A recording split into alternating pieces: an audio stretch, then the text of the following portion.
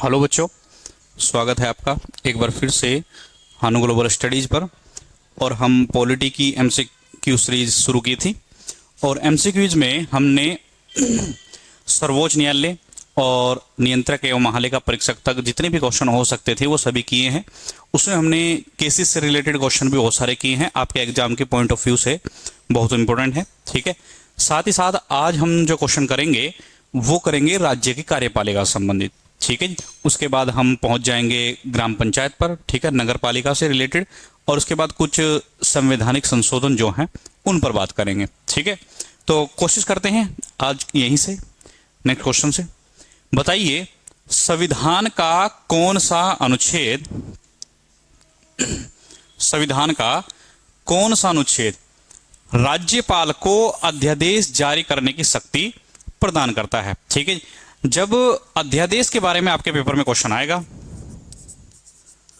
तो अध्यादेश की शक्ति जो है आपके संविधान में दो अनुच्छेद दिए गए, एक दिया गया है 123 और एक दिया गया है 213।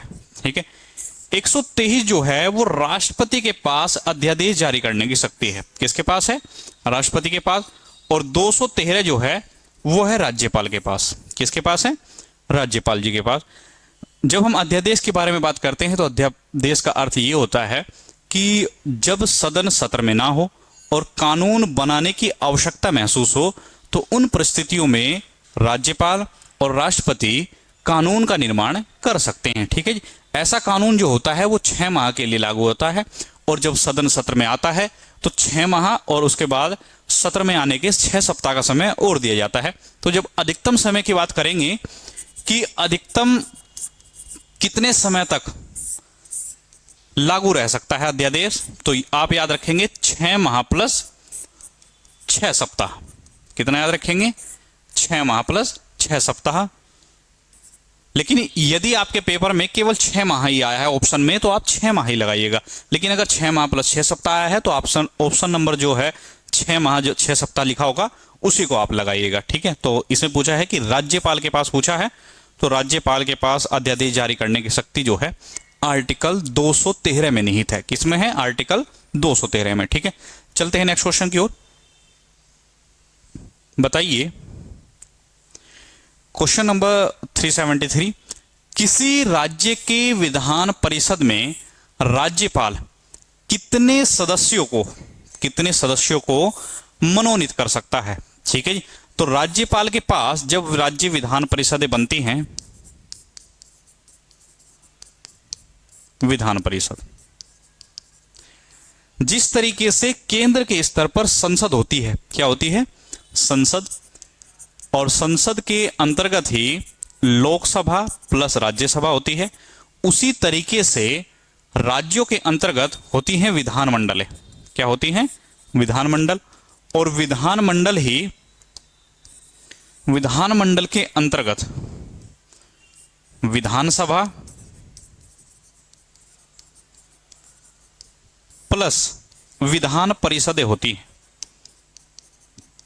क्या होती है? विधान परिषदें। ठीक है जी, लेकिन विधान परिषदें सभी राज्यों में हो ये जरूरी नहीं है, ये डिपेंड करता है राज्यों में कार्यभार पर, उनकी जनसंख्या पर, कि सभी लोगों का प्रतिनिधित्व होना चाहिए या नहीं। अगर जनसंख्या कम है, कार्यभार कम है, तो विधान परिषदों की जरूरत नहीं होती। ठीक है जी, विधान परिषद की जब हम बात करते हैं तो विधान परिषदें आर्टिकल 169 के तहत इनका गठन किया जा सकता है। यह सदन बिल्कुल ऐसे ही होता है जैसे राज्यसभा होती है। ठीक है जी, लेकिन यह सदन जिस तरीके से राज्यसभा होता है स्थायी सदन के रूप में कार्य करता है, उसको समाप्त नहीं किया जा सकता। इसको समाप्त किया जा सकता है लेकिन भंग नहीं किया जा सकता। क्या नहीं किया जा सकता? भंग नहीं किया जा सकता। विधान परिषदों के लिए जब हम बात करते हैं सदस्यों की, तो 1/3 सदस्य जो होते हैं वो राज्य के राज्यपाल कहां मनोनीत कर सकते हैं? जब हम बात करते हैं राज्यपाल द्वारा कि राज्यपाल कितने सदस्य मनोनीत कर सकते हैं, तो यहां पर पूछा है ना राज्यपाल, तो राज्यपाल के पास अधिकार होता है कि राज्यपाल चाहें तो 1/6 सदस्य, ठीक है जी, 1/6 सदस्य विधान परिषद में मनोनीत कर सकती, राज्यपाल द्वारा मनोनीत होते हैं। द्वारा मनोनीत होते हैं। ठीक है, साथ ही साथ आप ये भी याद रखिएगा, जो जैसे मान लीजिए कि विधानसभा के जितने भी सदस्य होते हैं, मान लीजिए कि विधानसभा में टोटल 450 सदस्य हैं। ठीक है जी, तो विधान परिषद का जो आकार होता है वो विधानसभा की आकार का 1/3 होता है। कितना होता है? 1/3 होता है। उससे ज्यादा की संख्या यहां पर नहीं रखी जा सकती। ठीक है, तो आप इस वाले कॉन्सेप्ट को याद रखें कि संसद के पास अधिकार है कि राज्यों में राज्य विधान परिषदों का गठन कर सकती है। अभी तक वर्तमान तक जब हम बात करते हैं कि कौन कौन से ऐसे राज्य हैं जहां पर विधान परिषदें हैं, आपके पेपर में ये क्वेश्चन भी आता है। ठीक है जी, तो यहां पर याद रखिएगा आंध्र प्रदेश, बिहार, तेलंगाना, उत्तर प्रदेश, महाराष्ट्र और अंतिम जो है वो है कर्नाटक। क्या है? कर्नाटक। यही 6 राज्य हैं जहां पर द्विसदनीय विधायिका, राज्यों के अंतर्गत द्विसदनीय विधायिका देखने को मिलती है। इसके अलावा अगर आपके पेपर में कोई भी राज्य आ जाए तो वो एक सदनीय विधायिका का होगा। ठीक है जी, किसका होगा? एक सदनीय विधायिका का। ठीक है, चलते हैं नेक्स्ट क्वेश्चन की ओर। ये हो सकता है कि ऐसा क्वेश्चन आगे भी हो। आपसे पूछा गया है कि बताइए स्टेट एग्जीक्यूटिव, राज्य कार्यपालिका का प्रधान कौन होता है? ठीक है जी, जिस तरीके से हम केंद्र के स्तर पर बात करते हैं, केंद्र के स्तर पर जो प्रधान होता है वो होता है राष्ट्रपति। ठीक है जी, संघ की कार्यपालिका का जो प्रधान होता है वो कौन होता है? राष्ट्रपति होता है। उसी तरीके से राज्य के अंतर्गत जो राज्य की कार्यपालिका का जो प्रधान होता है वो कौन होता है? राज्यपाल होता है। सेम उसी तरीके से यदि आपने केंद्र की व्यवस्थाओं को अच्छे से समझा है, ठीक है, अगर पूछता कि राज्य की कार्यपालिका की वास्तविक शक्तियां किसके पास होती हैं, वास्तविक शक्ति पूछता तो आप क्या लगाते? मुख्यमंत्री। ठीक है, लेकिन यहां पर पूछा है प्रधान, तो प्रधान के बारे में आप याद रखिएगा राज्यपाल लगाइएगा। ठीक है जी, ये क्वेश्चन बहुत इंपॉर्टेंट है और आपके पेपर में आया भी हुआ है। ठीक है, तो मुझे उम्मीद है कि आप इसको याद रखेंगे। ठीक है, जब हम राज्यपाल की बात करते हैं तो राज्यपाल के पास जब कार्यपालिका प्रधान जो है वो आर्टिकल 153 में दिया गया है। किसमें दिया गया है? आर्टिकल 153 में। ये भी याद कर लीजिएगा। ठीक है जी, चलते हैं नेक्स्ट क्वेश्चन की ओर। बताइए राज्य के मुख्यमंत्री की नियुक्ति किसके द्वारा की जाती है? ठीक है, जब राज्य का मुख्यमंत्री बनता है, सबसे पहले तो राज्य का मुख्यमंत्री कैसे बनता है? ठीक है, तो राज्य की विधानसभा, राज्य विधानमंडल होती है। अभी मैंने बात की थी कि विधानमंडलें होती हैं। विधानमंडल में एक सदन होता है विधानसभा। क्या होता है? विधानसभा। विधानसभा को ही राज्य के स्तर पर जनता का सदन कहा जाता है और यहां पर जो विधायक चुने जाते हैं, यहां के सदस्यों को क्या कहा जाता है? विधायक कहा जाता है, जो जनता के प्रतिनिधि के रूप में कार्य करते हैं। वो कोई भी ऐसी पार्टी जो बहुमत प्राप्त कर लेती है, जैसे उत्तराखंड में हम मान ले कि उत्तराखंड में विधानसभा की 70 सीटें हैं, तो किसी भी पार्टी के पास जिसके पास 36 सीटें हो जाएंगी, वो 36 सीटें वाला व्यक्ति क्या कर सकता है? मुख्यमंत्री की घोषणा कर सकता है अपने। ठीक है जी, तो गठबंधन जो बन जाता है और क्या कहते हैं, पार्टी अपनी सीटों को इकट्ठा कर लेती है, तो उसी के आधार पर कितने सीटें? 36 सीटें जिस भी पार्टी के पास हो जाए, चाहे वो गठबंधन के आधार पर हो या फिर क्या कहते हैं सिंगल पार्टी के आधार पर हो, जिसके पास भी 36 सीटें हो जाएंगी, वो अपने मुख्यमंत्री की घोषणा कर देता है। मुख्यमंत्री की जो नियुक्ति होती है वो राज्य के राज्यपाल द्वारा ही की जाती है। किसके द्वारा? क्योंकि राज्य का कार्यपालिका का मुखिया जो है वो कौन है? प्रधान जो है वो है राज्यपाल। जिस तरीके से केंद्र के स्तर पर सरकार का जो मुखिया होता है वो क्या कहते हैं प्रधानमंत्री जी होते हैं, उनकी जो नियुक्ति होती है वो राष्ट्रपति द्वारा की जाती है। उसी तरीके से सेम राज्य के अंतर्गत राज्य के मुख्यमंत्री की नियुक्ति जो है वो राज्य के राज्यपाल द्वारा ही की जाती है। किसके द्वारा की जाती है? राज्य के राज्यपाल द्वारा की जाती है। ठीक है, और ऐसा प्रावधान आपके संविधान के अनुच्छेद 164 के क्लॉज 1 में दिया गया है कि मुख्यमंत्री की नियुक्ति किसके द्वारा की जाएगी? राज्य के राज्यपाल द्वारा की जाएगी। ठीक है जी, तो मुझे उम्मीद है कि ये क्वेश्चन बिल्कुल सही रहेगा। देखिए जी, नियुक्ति की बात करते हैं तो 164, हाँ ये याद रखना है, भारत के राष्ट्रपति द्वारा प्रधानमंत्री को नियुक्त किया जाता है। ठीक है, उच्च न्यायालय के मुख्य न्यायाधीश द्वारा, ये तो हम जब हम बात करेंगे शपथ की तो उसमें बात करेंगे। ठीक है जी, बात करते हैं यहीं पर ही राज्यपाल द्वारा एंग्लो इंडियन समुदाय के जो लोग हैं, कितने सदस्यों को मनोनीत किया जा सकता है? ठीक है जी, तो राज्यपाल द्वारा एक्चुअल में एक सदस्य को मनोनीत करने का अधिकार था प्रत्येक राज्य विधानसभाओं में। ठीक है जी, कितने सदस्य? एक सदस्य था। लेकिन 104वें संविधान संशोधन अधिनियम 2019 द्वारा एंग्लो इंडियंस के पद को क्या कर दिया गया है?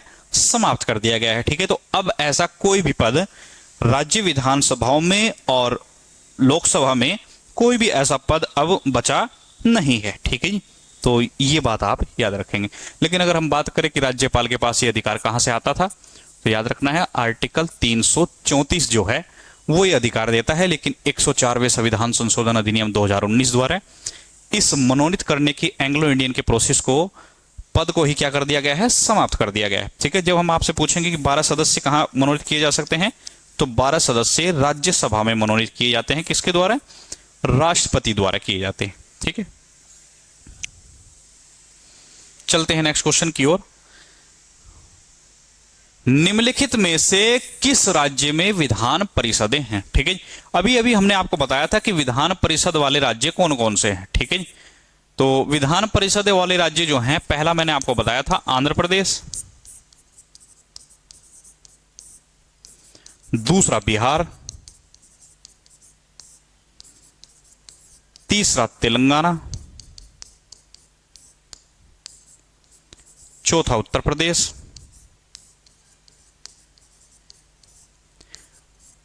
पांचवा महाराष्ट्र और छठा कर्नाटक। छठा कौन सा है? ये 6 ऐसे राज्य हैं जहां विधानसभा तो है ही, विधानसभा तो सभी राज्यों में है, उसके अलावा विधान परिषदें भी हैं। अर्थात उन राज्यों को द्विसदनीय, उन राज्यों में द्विसदनीय विधायिका है। कैसी है?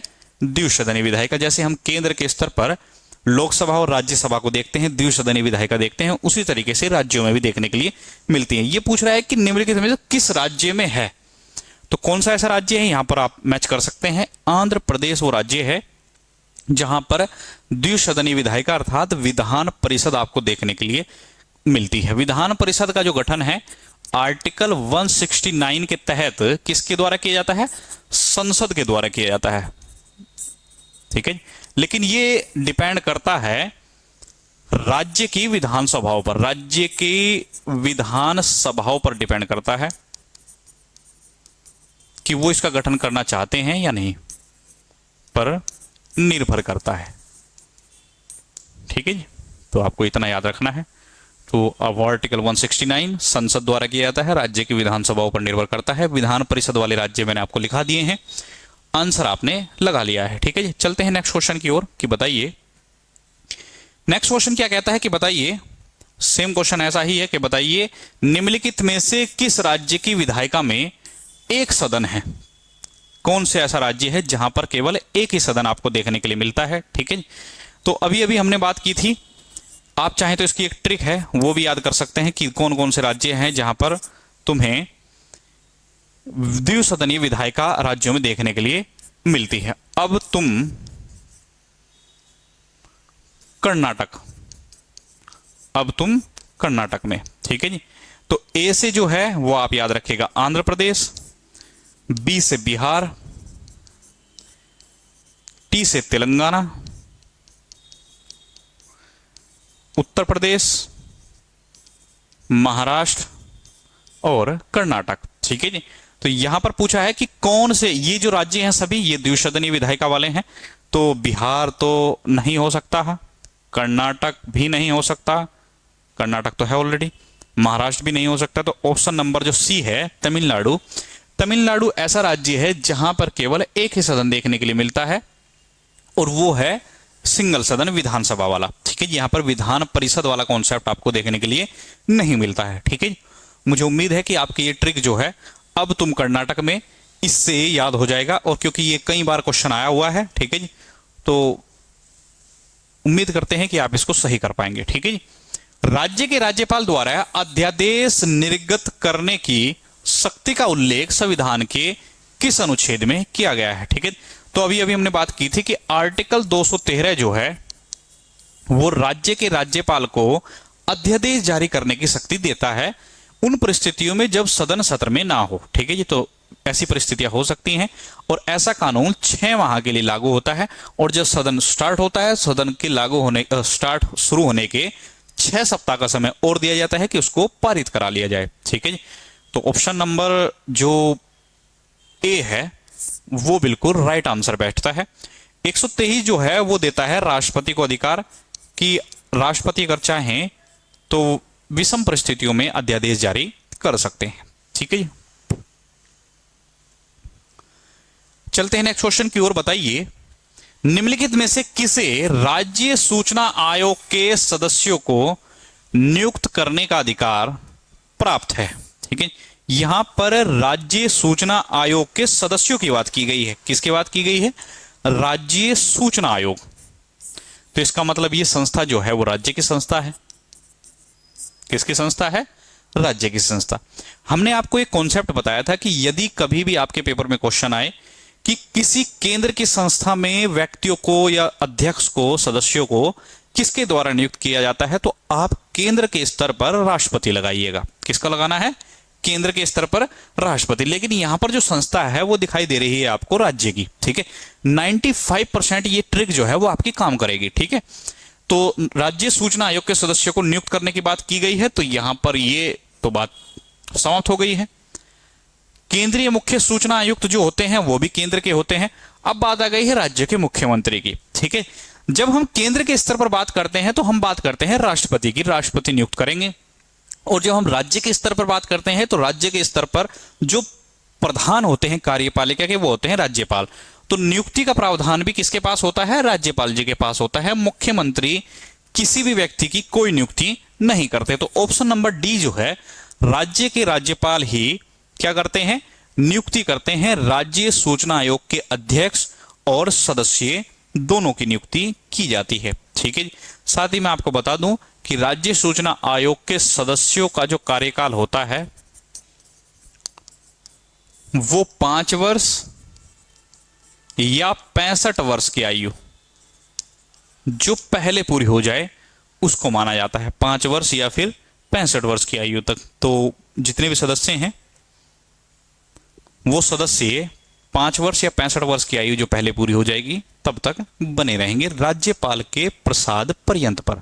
ठीक है, राज्यपाल के प्रसाद पर्यंत। ठीक है, बात करते हैं नेक्स्ट क्वेश्चन की। बताइए, भारतीय संविधान के अनुच्छेद 192 192 के तहत विधानसभा के सदस्यों को अयोग्यता संबंधित निर्णय निम्न में से किस पर निर्भर करता है?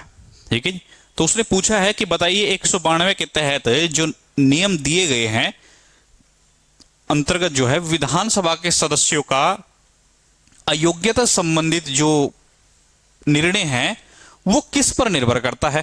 तो राज्य की बात हो रही है। राज्य के जो सर्वोच्च व्यक्ति होते हैं वो व्यक्ति होते हैं राज्यपाल। कौन होते हैं? राज्य के राज्यपाल। और आर्टिकल 192 भी यही कहता है कि राज्यपाल ही ये निर्णय ले सकते हैं कि कोई व्यक्ति विधानसभा के सदस्य जो है वो अयोग्य है या नहीं है। ठीक है, तो किस पर निर्भर करता है? राज्य के राज्यपाल पर निर्भर करता है। ठीक है, ऑप्शन नंबर सी जो है वो बिल्कुल करेक्ट आंसर है इसका। बात करते हैं नेक्स्ट क्वेश्चन की। बताइए, भारतीय संविधान के अनुसार राज्य विधायिका के उच्च सदन, तो राज्य के अंतर्गत किसकी बात हो रही है? विधान परिषद की बात हो रही है।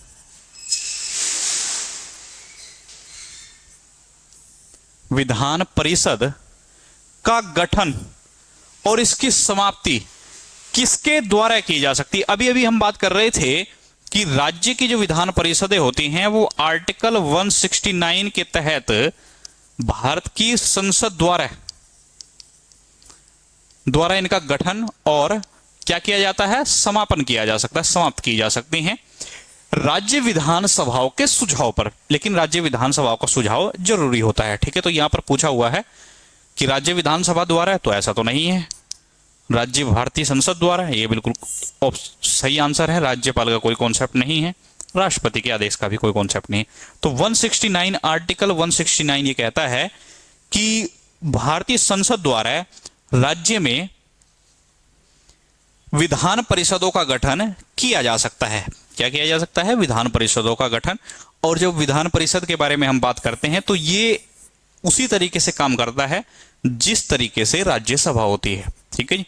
तो राज्यसभा का कार्यकाल भी 6 वर्ष का होता है, विधान परिषद का कार्यकाल भी 6 वर्ष का होता है, ठीक है जी। राज्यसभा को समाप्त नहीं किया जा सकता, लेकिन विधान परिषद को, क्योंकि राज्यसभा जो होता है वो स्थायी सदन होता है, 6 वर्ष के लिए व्यक्ति चुने जाते हैं। प्रत्येक 2 वर्ष बाद 1/3 सदस्य अपनी सेवा से निवृत्त हो जाते हैं, ठीक है जी। पद को समाप्त हो जाता है उनका, ठीक है।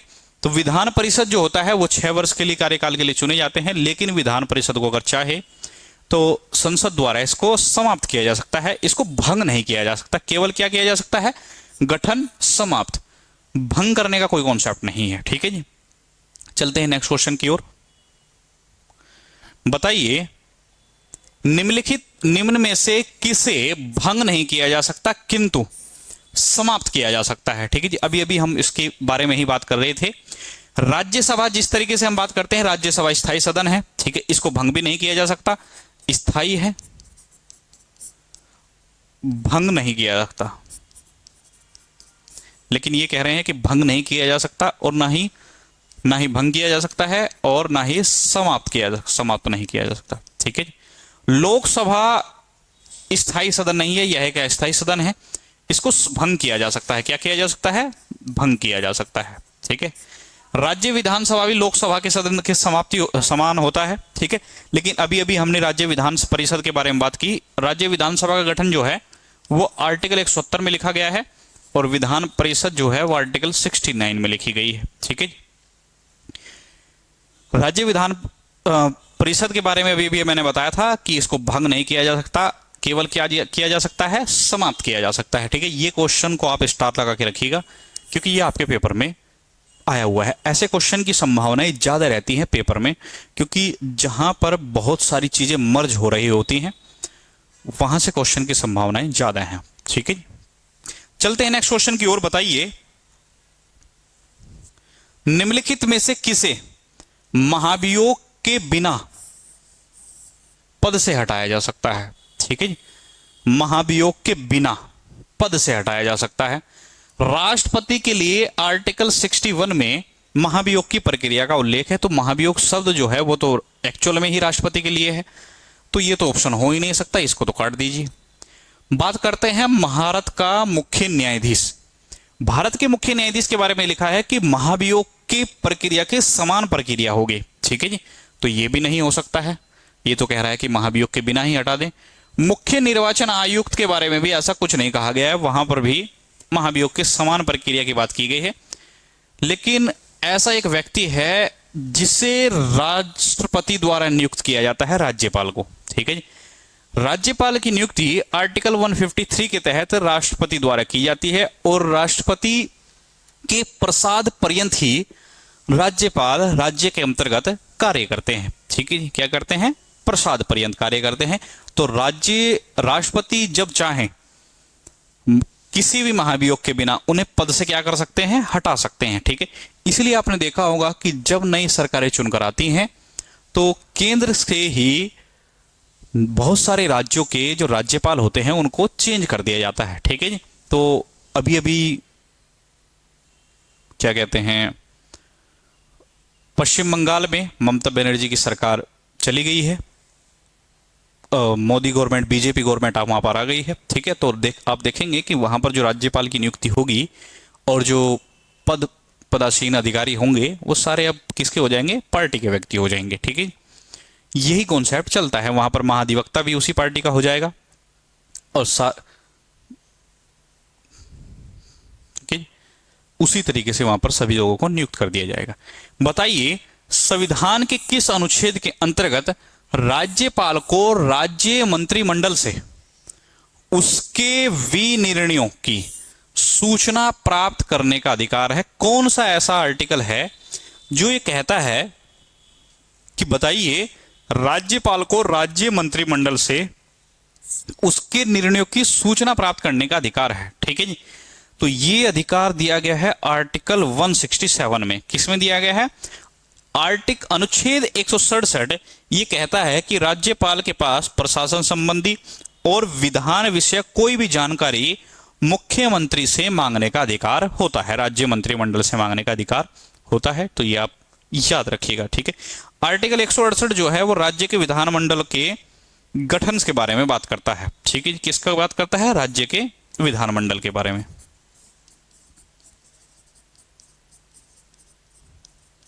ठीक है, और ये हमने बात की थी राज्य विधान परिषद,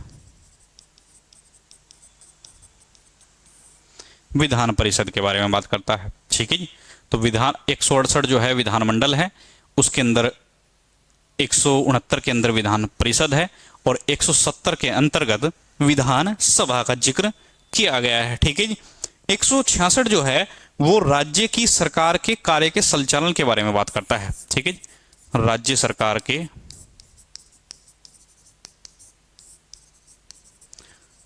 कार्य संचालन के बारे में। ठीक है जी, आप इनको दो को याद रखिएगा। ये तीनों आर्टिकल जो हैं ये इंपॉर्टेंट है आपके लिए क्योंकि ये दोनों पेपर में आए हुए हैं। ठीक है, ये बहुत ही रेयर केस में आता है लेकिन इसमें आया हुआ है तो आपको ये बता दिया गया है। ठीक है, चलते हैं नेक्स्ट क्वेश्चन की ओर। बताइए निम्नलिखित राज्यों में से किस राज्य की विधानमंडल द्विसदनीय है? कौन से राज्य की विधानमंडल जो है द्विसदनीय है? अभी अभी मैंने आपको बताई थी ट्रिक एक कि अब तुम कर्नाटक में, कहां पर?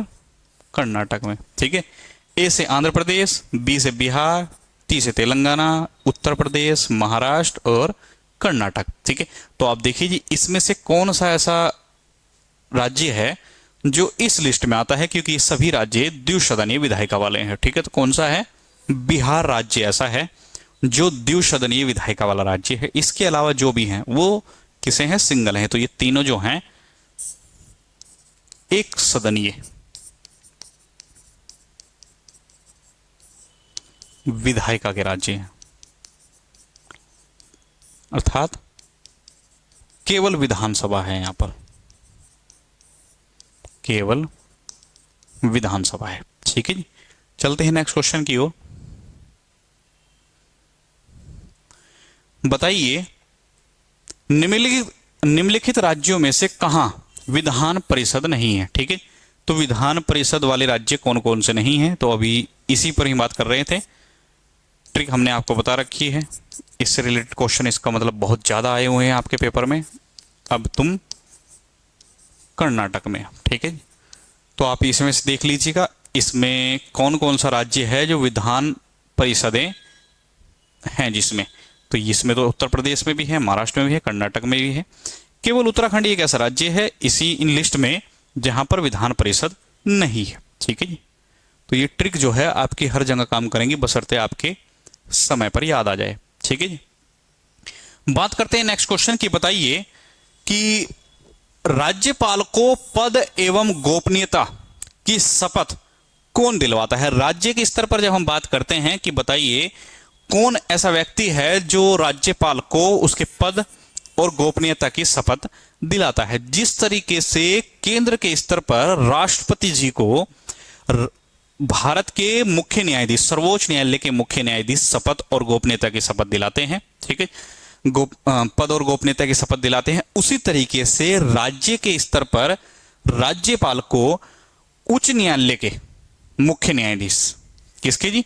उच्च न्यायालय के मुख्य न्यायाधीश जो होते हैं वो उनको उसके पद और गोपनीयता की क्या दिलाते हैं? शपथ दिलाते हैं। ठीक है, तो बिल्कुल सेम ऐसे ही याद रखना है आपको जिस तरीके से केंद्र के स्तर पर आपने याद किया था। ठीक है जी, तो अगर आपके याद रहा तो मुझे उम्मीद है कि अगर आपने बिल्कुल सेम उसी तरीके से याद किया तो यहां पर आप याद कर लीजिए कि यहां पर राष्ट्रपति को शपथ दिलाई जाती है और यहां पर दिलाई जाती है राज्यपाल को। ठीक है, दोनों कॉन्सेप्ट बिल्कुल एक जैसे हैं, बस शर्ते आपने कॉन्सेप्ट को अच्छे तरीके से पढ़ा हो। ठीक है जी, निम्न में से किसकी नियुक्ति राज्य का राज्यपाल नहीं करता है। ठीक है, हमने अभी अभी कुछ देर पहले ही बात की थी कि जब हम नियुक्ति की बात करते हैं तो यहां पर बात हो रही है राज्य के राज्यपाल, इसका मतलब राज्य के स्तर पर बात हो रही है। तो इसमें पहले तो यह देखना है कि केंद्र की संस्था कौन सी है। केंद्र के स्तर पर, तो केंद्र के स्तर पर की नियुक्ति नहीं की जाती। ठीक है, तो मुख्यमंत्री ये तो राज्य के हैं तो इसकी तो नियुक्ति कर सकते हैं। राज्य लोक सेवा आयोग के सदस्य, इसके सदस्यों की नियुक्ति भी कर सकते हैं। ठीक है, लेकिन यहां पर उच्च न्यायालय के न्यायाधीश हैं और महान्यायवादी। महान्यायवादी के बारे में तो कॉन्सेप्ट बिल्कुल क्लियर है कि इसकी नियुक्ति जो है किसके द्वारा की जाती है, राष्ट्रपति द्वारा ही की जाती है। लेकिन राज्य के स्तर पर एक ही ऐसी संस्था है, ठीक है जी, वो है उच्च न्यायालय के न्यायाधीश। उच्च न्यायालय के न्यायाधीश और सर्वोच्च न्यायाधीश उच्च न्यायालय के, इनकी नियुक्ति राष्ट्रपति द्वारा की जाती है। एक तो इसकी नियुक्ति और ये दोनों, इन दोनों की नियुक्ति जो है वो किसके द्वारा की जाती है, राष्ट्रपति द्वारा की जाती है। लेकिन यहां पर पूछा हुआ है राज्यपाल नहीं करता है। तो दो ऐसे व्यक्ति हैं, एक तो है उच्च न्यायालय के न्यायाधीश और महान्यायवादी, जिनकी नियुक्ति जो है वो किसके द्वारा की जाती है, राष्ट्रपति द्वारा। ठीक है, ये क्वेश्चन जब आया था आपके एग्जाम में, ये आया था 2014 में, उत्तराखंड के पीसीएस के क्वेश्चन आया था। ठीक है जी, तो इसका ऑप्शन सी और डी दोनों बैठता है, लेकिन आयोग ने इसका जो ये फ्रेम जिस तरीके से क्वेश्चन को किया था ये गलत कर दिया था। ठीक है जी, तो उस वक्त ये बोनस नंबर इसका दिया गया था। ठीक है, तो आपको याद रखना है कि ऐसा हो सकता है कि आयोग कभी कभी मिस प्रिंट कर दे किसी क्वेश्चन को छापने में। ठीक है, तो आपको बहुत अच्छे से सावधानी पूर्वक चीजों को पढ़ के जाना है। ठीक है जी, बात करते हैं कि राज्य विधान परिषद के सदस्यों का कार्यकाल कितना होता है। ठीक है, तो राज्य विधान परिषद वैसे ही है जैसे केंद्र के स्तर पर राज्यसभा होती है। ठीक है, तो राज्यसभा का कार्यकाल कितना होता है, 6 वर्ष का होता है। ठीक, कितना होता है, 6 वर्ष का। तो राज्य विधान परिषद का कार्यकाल भी कितने वर्ष का होगा, 6 वर्ष का होगा। स्थायी सदन की तरह ही कार्य करता है, इसका गठन किया जा सकता है और इसको समाप्त किया जा सकता है। विधान परिषद की हम बात कर रहे हैं आर्टिकल 169 के तहत। गठन संसद द्वारा किया जाता है राज्य विधान परिषदों के सुझाव पर। ठीक है, कि उनको जरूरत है क्योंकि कार्यभार अधिक है। 5 वर्ष का कार्यकाल होता है लोकसभा का। ठीक है, बताइए न्यायालय जिसको लोक प्रतिनिधि अधिनियम 1951 की धारा 80 के अंतर्गत चुनाव विवादों पर अधिकारिता है, वह कौन है। ठीक है, जब हम जनप्रतिनिधि अधिनियम 1951 की बात करते हैं और धारा 80 के अंतर्गत चुनाव हो और उसमें कोई विवाद हो जाए, ठीक है, तो ऐसे चुनावों के विवादों पर जो अधिकारिता प्राप्त है वो केवल हाई कोर्ट्स को दी गई है। किसको दी गई है, हाई कोर्ट्स को।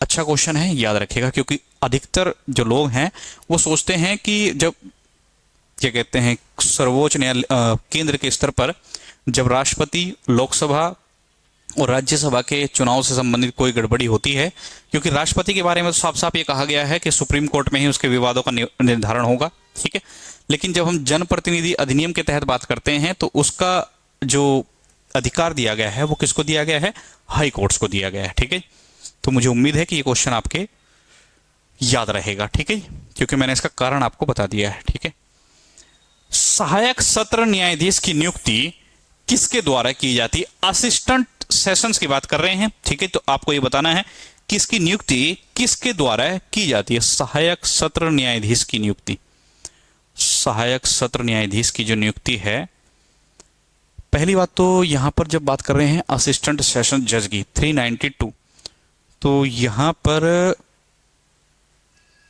जी हां, ये क्या हो रहा है जी,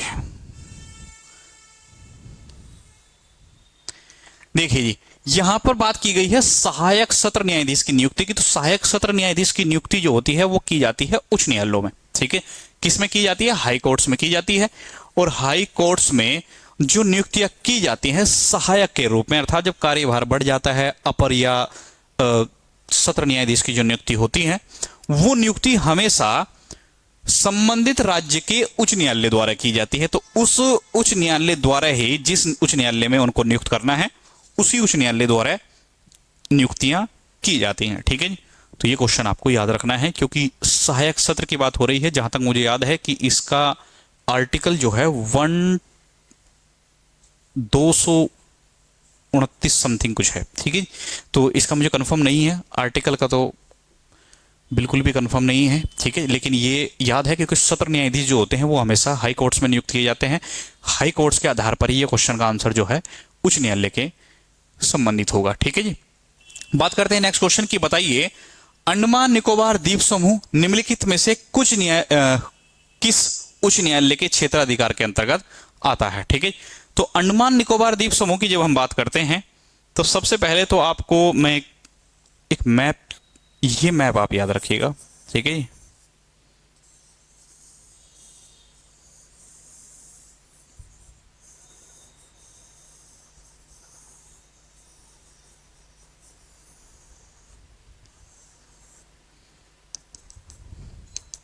ठीक है जी। ये मैप आप समझ ही रहे होंगे, ठीक है जी। मैप में पूछा गया है कि बताइए अंडमान निकोबार द्वीप समूह में से किस उच्च न्यायालय के क्षेत्राधिकार के अंतर्गत आता है अंडमान निकोबार। तो अंडमान निकोबार तो ये रहा, ठीक है जी, अंडमान निकोबार आइलैंड, ठीक है। अंडमान निकोबार आइलैंड की जो क्षेत्राधिकारिता दी गई है वो दी गई है किस हाईकोर्ट को? कोलकाता हाईकोर्ट को। तो कोलकाता हाईकोर्ट के पास ये अधिकार है कि अंडमान निकोबार के अंतर्गत यदि कोई विवाद होता है तो वो सीधा कहां जा सकते हैं? कोलकाता हाईकोर्ट में जा सकते हैं, ठीक है। तो यहां पर आंसर जो है वो क्या बैठ जाएगा? कोलकाता हाईकोर्ट, ठीक है। इसी तरीके से मैं आपको बता दूं, जब हम दमन द्वीप की बात करते हैं, दादर नागर हवेली की बात करते हैं, तो उन आइलैंड्स का जो क्षेत्राधिकार है वो कहां आता है? मुंबई हाईकोर्ट्स में आता है। कहां आता है? मुंबई हाईकोर्ट, ठीक है। तो ऐसे कुछ क्वेश्चंस जो हैं वो आपको याद रखने हैं ताकि अगर ऐसा कोई क्वेश्चन आता है तो उसको आप टैकल कर पाएं, ठीक है। तो जिस एरिया में है उसी एरिया के क्वेश्चन को ढूंढने का प्रयास करें, ठीक है। दिल्ली तो वैसे भी नहीं हो सकता, दिल्ली तो बहुत अंदर की ओर है, दिल्ली तो यहां पर बैठता है, ठीक है। तो दिल्ली को तो वैसे भी नेगलेक्ट कर सकते हैं। गोवा इसलिए नहीं होगा, गोवा तो यहां पर आता है, ठीक है जी। और अंडमान निकोबार जो है वो है बंगाल की खाड़ी में। कलकत्ता और मद्रास और कलकत्ता में से आप दोनों में से रिस्क ले सकते थे, लेकिन जब हम बात करते हैं पहले हाई कोर्ट्स की, अगर आपसे कोई पूछे कि भारत का प्रथम हाई कोर्ट्स कौन सा था, तो कलकत्ता हाई कोर्ट्स ही है, ठीक है। 1863 का है, ठीक है, याद रखिएगा।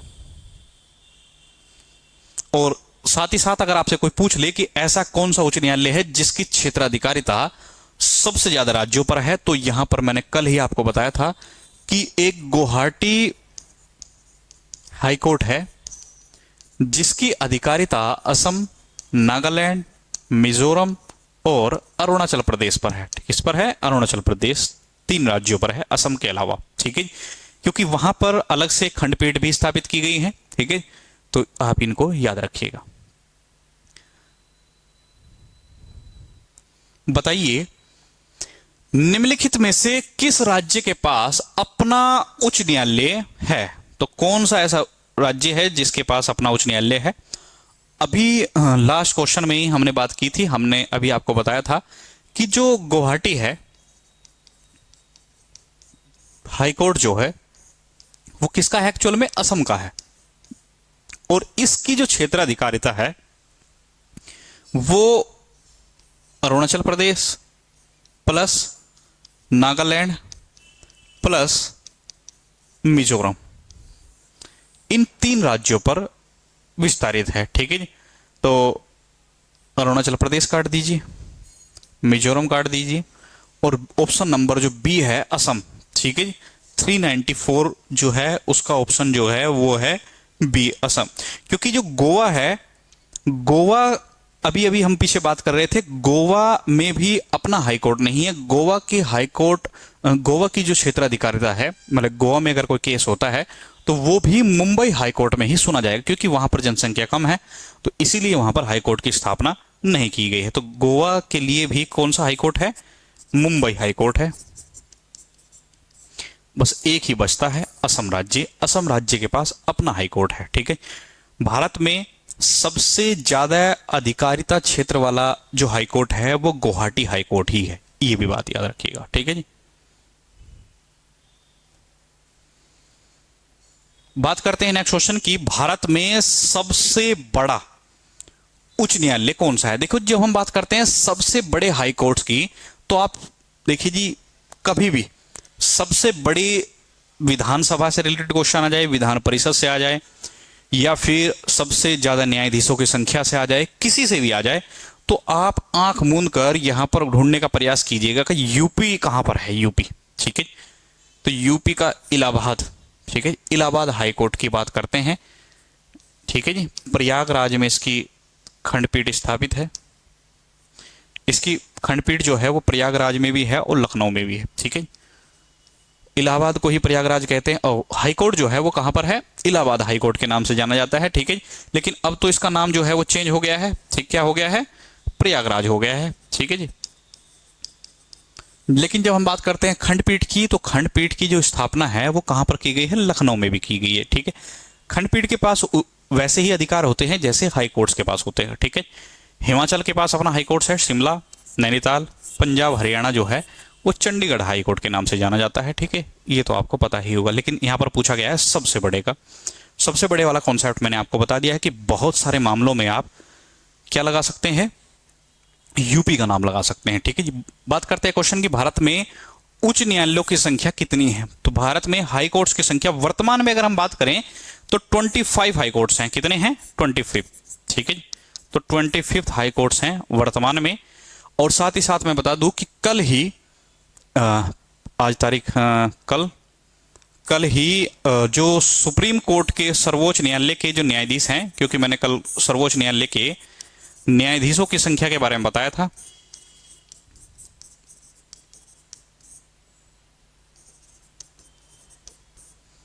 की संख्या कल हमने बात की थी कि न्यायाधीश जो हैं 1+33 हैं। कितने हैं? 1+33। लेकिन कल ही संशोधन हुआ है, 2026 वाला संशोधन किया गया है। 2026 में संशोधन करके 1+37 कर दिए गए हैं। कितने कर दिए गए हैं?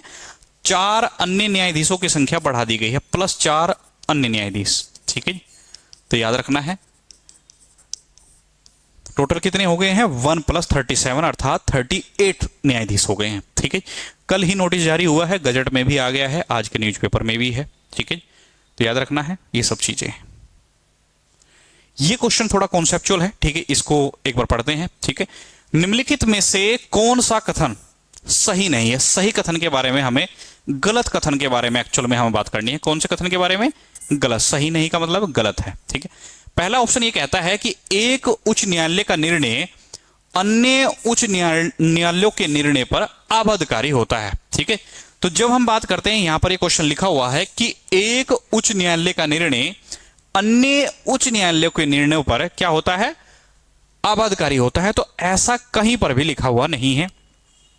संविधान ये कहता है कि जब हम बात करते हैं निर्णयों की, तो निर्णय जो होगा वो हमेशा उसके जो कनिष्ठ न्यायालय होंगे, अधीनस्थ न्यायालय होंगे, उन्हीं पर ही अबाधकारी होता है, अन्यथा अबाधकारी नहीं होता है। तो पहला ऑप्शन जो है वो तो गलत हो गया है जब उसने ये कह दिया है कि उच्च न्यायालयों पर भी अबाधकारी होगा, क्योंकि सभी उच्च न्यायालय जो होते हैं वो एक दूसरे के समकक्ष माने जाते हैं। ठीक है, केवल सर्वोच्च न्यायालय का निर्णय ही उच्च न्यायालयों पर बाधकारी हो सकता है। ठीक है, एक उच्च न्यायालय का निर्णय उसकी अधिकारिता के अधीन सभी अधीनस्थ न्यायालयों पर अबाधकारी होता है। यही बात हम कर रहे थे कि उसके अधीन जितने भी अधीनस्थ न्यायालय होंगे उन सभी पर बाध्यकारी होगा निर्णय। ठीक है, समान पीठ का निर्णय पश्चातवर्ती सह समान संख्या वाली पीठ पर अबाधकारी नहीं होता है। ठीक है, यही बात हमने ऊपर की थी, कहा था कि जब दोनों ही संस्थाओं को समान दर्जा प्राप्त है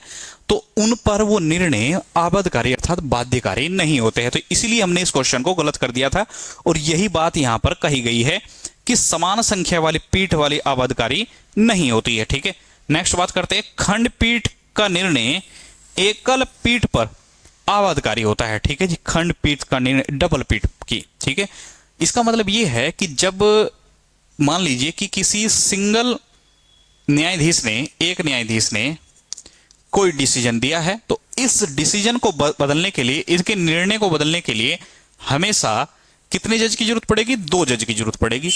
और 2 जज के निर्णय को बदलने के लिए 3 जज की जरूरत पड़ेगी। और यही बात यहां पर कही गई है कि खंडपीठ का निर्णय एकल पीठ पर आबादकारी होता है। तो ये बिल्कुल ऑप्शन सही बैठता है कि जो एक सिंगल न्यायाधीश ने कोई निर्णय दिया है, तो उसके निर्णय को डबल जज बदल सकते हैं, डबल जज वाले को ट्रिपल वाले बदल सकते हैं। ठीक है जी, तो ऑप्शन नंबर ए जो है वो इसका बिल्कुल सही आंसर बैठता है इस कॉन्सेप्ट के आधार पर। बहुत थोड़ा कॉन्सेप्चुअल है, लेकिन मुझे उम्मीद है कि आप इसको समझे होंगे। ठीक है जी, बात करते हैं, कुछ क्वेश्चन और बचे हैं 1-2।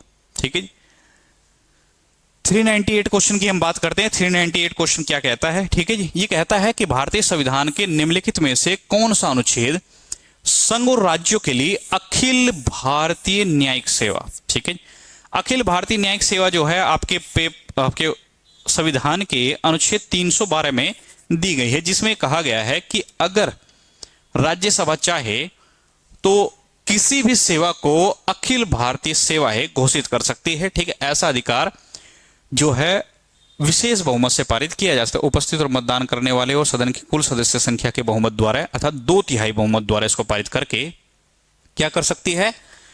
न्यायिक सेवा का गठन कर सकते हैं। कोई भी अखिल भारतीय न्यायिक सेवा गठन करने का अधिकार राज्यसभा के पास ही है। ठीक है, तो आर्टिकल नंबर 312 आप याद रखिएगा। ठीक है, चलते हैं नेक्स्ट क्वेश्चन की ओर। बताइए,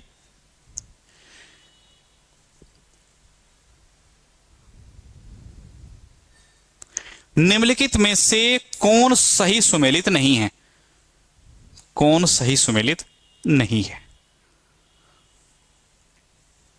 देखिए, यहां पर बात की गई है हाई कोर्ट्स की बात की गई। यहां पर एक साइड दिए गए हैं राज्य, एक साइड राज्य है और एक साइड दिए गए हैं हाई कोर्ट्स। कहां पर है?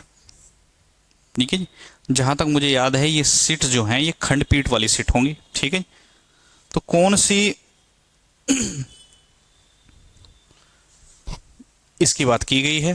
तो छत्तीसगढ़ की जब हम सीट की बात करते हैं, हाई कोर्ट सीट की बात करते हैं, तो वो बिलासपुर में ही है, ये बिल्कुल सही है। उड़ीसा की कटक में है, ये भी बिल्कुल सही बैठती है। केरल की एर्नाकुलर में है, ये भी सही है।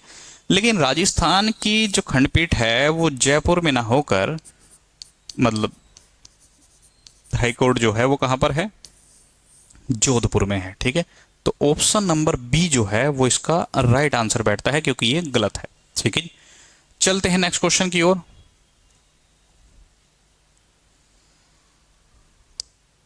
निम्नलिखित में से किस एक केंद्र शासित प्रदेश के पास अपना स्वयं का उच्च न्यायालय है? तो आपको यह बताना है कि इनमें से ऐसा कौन सा ऐसा यूटीज है जिसके पास स्वयं का अपना उच्च न्यायालय है। ठीक है, आप चाहें तो इसको अंदाजे से भी लगा सकते हैं, दिल्ली ही है। ठीक है, चंडीगढ़ के बारे में मैं आपको कहा था कि ये हरियाणा और पंजाब का है। ठीक है जी, स्वयं का नहीं है। पुडुचेरी जो है, पुडुचेरी के लिए जो अधिकारिता क्षेत्र है वो जहां तक मुझे याद है वो तमिलनाडु के पास है। लेकिन लक्षद्वीप की जब हम बात करते हैं, लक्षद्वीप के पास जो अधिकारिता क्षेत्र है वो कोचीन केरल के पास है। ठीक है जी, तो दिल्ली ही एकमात्र ऐसा राज्य बचता है, यूटीज बचती है, जिसकी अधिकारिता क्षेत्र जो है वो स्वयं के पास है, मतलब स्वयं का इसका अपना हाई कोर्ट है। ठीक है, 25वें उच्च न्यायालय, 25वां उच्च न्यायालय, क्योंकि हमने अभी बताया था कि टोटल उच्च न्यायालय कितने हैं? 25वां। तो 25वां कौन सा है? हमने आपको शायद बताया हो कि लास्ट राज्य जो है वो तेलंगाना का गठन हुआ था। ठीक है जी, तो तेलंगाना राज्य की जो राजधानी है वो तो हैदराबाद है, लेकिन जो आंध्र प्रदेश राज्य है, आंध्र प्रदेश राज्य की जो नई राजधानी बनी है वो है अमरावती। कौन सी बनी है? अमरावती। तो अमरावती में ही 25वें हाई कोर्ट की स्थापना की गई है। किसकी की गई है? 25वें हाई कोर्ट की स्थापना की गई है अमरावती में।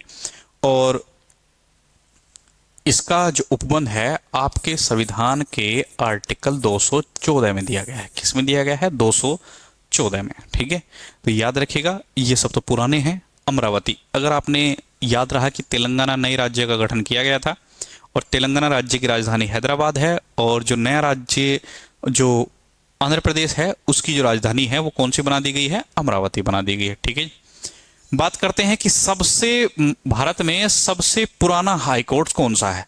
अभी हमने बात की थी कि कलकत्ता हाई कोर्ट से ऐसा हाई कोर्ट है जो भारत में सबसे पहले स्थापित किया गया था। ठीक है, तो कलकत्ता हाई कोर्ट की स्थापना का जो दिन है वो है 26 जून 1862।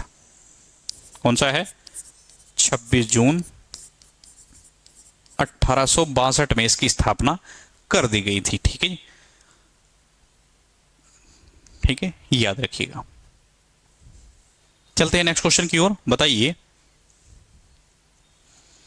भारत के उच्चतम न्यायालय के किस ऐतिहासिक निर्णय में कार्यस्थल पर यौन उत्पीड़न के विरुद्ध दिशा निर्देश जारी किए गए थे? ये क्वेश्चन कल भी आया था, विसाका गाइडलाइन 1997। ठीक है जी, विसाका गाइडलाइन जारी की गई थी जिसमें बताया गया है कि महिला के यौन उत्पीड़न से संबंधित यदि कोई मामले आते हैं तो उसके लिए कौन कौन से दिशा निर्देश जो हैं वो जारी किए गए हैं। ठीक है,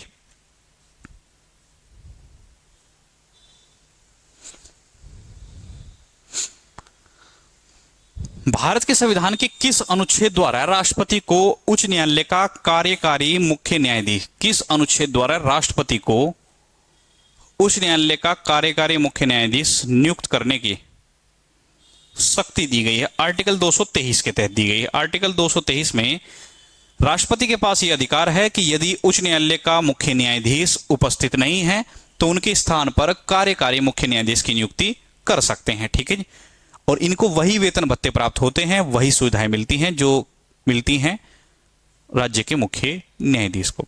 ठीक है जी, बात करते हैं संविधान के अनुच्छेद 243 ए बी में, 239 ए बी में क्या कहा गया है? प्रावधान देखिए जी, जब आपके पेपर में 239 क्वेश्चन 239 आर्टिकल आए तो आर्टिकल 239 जो है वो है यूटी से संबंधित है। ठीक है, तो सबसे पहले तो आप इसमें ये देखिए कौन सी यूटीज के बारे में इसमें कहा गया है। इसमें भी कोई नई बात की गई है, कुछ संघ राज्य क्षेत्र के विनियमन बनाने की। हाँ जी, ये भी बात है। और ये रहा जी राष्ट्रीय राजधानी। ये बात करता है कि यदि राष्ट्रीय राजधानी दिल्ली में किसी कारणवश संवैधानिक तंत्र की विफलता हो जाए तो उसका जो दिशा निर्देश है वो किसको उपलब्ध कराए जाते हैं? राष्ट्रपति को उपलब्ध कराए जाते हैं। और राष्ट्रपति आर्टिकल 239 ए बी के आधार पर राजधानी दिल्ली में क्या लगा सकता है? राष्ट्रपति शासन लगा सकता है। ठीक है, याद रखिएगा। चलते हैं, दादर और नागर हवेली और दमन और दीव के उच्च न्यायालय के क्षेत्राधिकार किसको प्राप्त है? मुंबई हाई कोर्ट को प्राप्त है। मैंने अभी आपको एक मैप बनाकर बताया था। ठीक है, उससे याद रखिएगा। बात करते हैं, बताइए सबसे बड़ा न्यायिक क्षेत्र किसके पास है? भारत में उच्च न्यायालय का सबसे बड़ा न्यायिक क्षेत्र एक ही ऐसा हाईकोर्ट है, गुवाहाटी हाईकोर्ट, जिसके पास जिसके पास अरुणाचल प्रदेश, नागालैंड प्लस मिजोरम तीनों राज्यों पर क्षेत्राधिकार दिया गया है। ठीक है, न्यायिक मामलों में। सबसे बड़े हाईकोर्ट की बात करेंगे तो इलाहाबाद हाईकोर्ट, इलाहाबाद जो है वो सबसे बड़ा है। ठीक है जी, कलकत्ता जो है वो सबसे पुराना है। ठीक है, याद।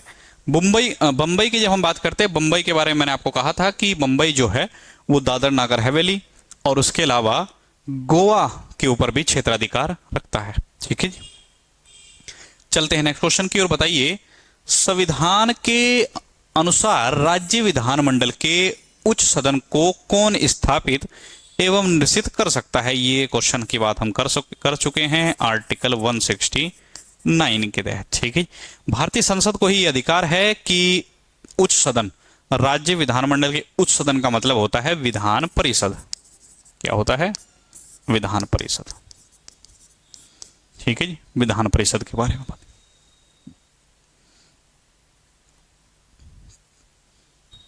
तो आज के लिए इतना ही।